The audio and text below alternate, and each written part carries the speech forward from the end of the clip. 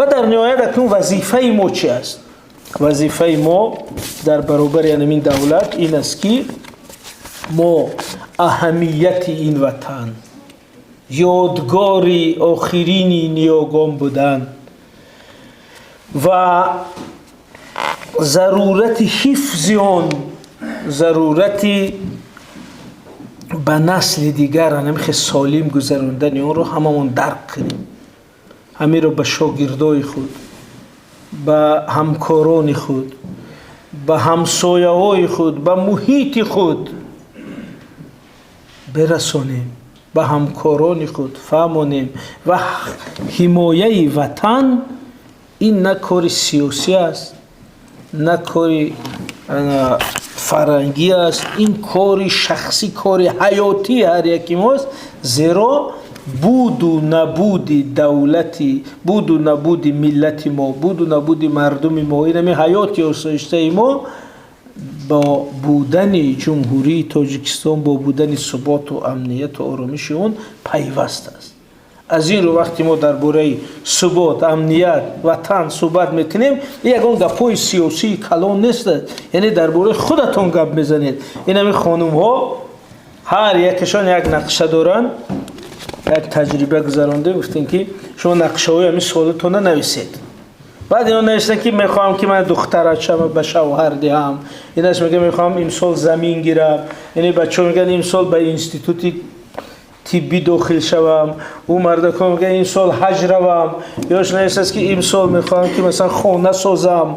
بعد گفتم این روی خط شما در یک چی نمیرسد، در بالاش نویسید یک میخواهم در ثبات و امنیت همین کشور اول نقش بذارم، میخوام ثبات و امنیت و وحدت همین جامعه رو حفظ کنم.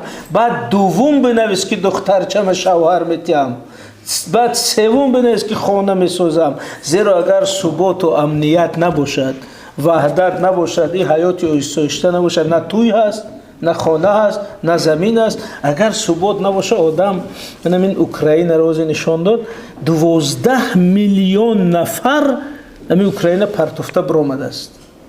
همین 12 میلیون نفر همش خانه داشت، زن داشت، شوهر داشت، نمیدونم جای کار داشت، باغچه داشت، ماشین داشت، اما وقتی که امنیت نیست همه را پرتفته. اما اگر پاسپورت گرفته تونسته باشه همین گریخت.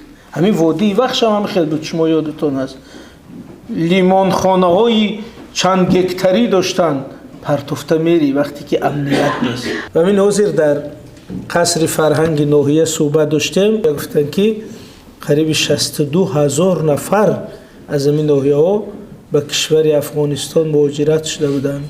حاضر قبرستان های بزرگ چند گکتری استاده است، میگه همین قبرستان مهاجرای تاجیک است، یعنی هزاران نفر بر نگشتن از اونها، ماندن اونجا، خاکشان مانده است.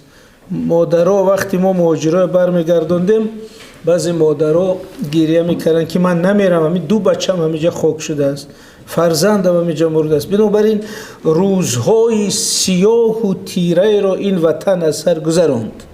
از همین رو وقتی که یک محیط آسوده و آرام امروز داریم، نابسته از این که ما مسئله های مشکلات اجتماعی شاید داریم هر یکی ما، ولی این که ثبات هست، صلح هست، وطن هست، آرامش هست، این یک نعمتی بی‌بهاست. بنابراین در سرخطی همه کارها بسم الله که گفته یکو می‌نویسیم حفظ ثبات و امنیت همین کشور. نقش من شخصا من در حفظ همین، بعد کار و مرکه و آرزو و هوس‌های دیگر.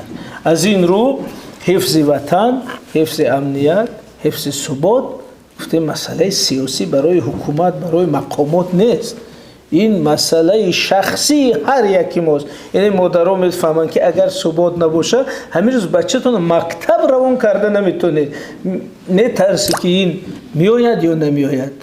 دم دوشنبه ما یادم است که ساعت 5 می بود دیگر نمیموندن از خونه، برای چون کفالت نبود که زنده میآید یا نه.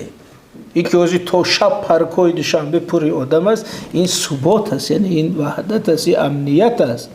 از همین رو در امنیت، در ثبات، در وحدت ما خود را مسئله و منفعت خود را اگر بینیم، ما خودمان سرباز مبارزه و حفظ آن میشیم.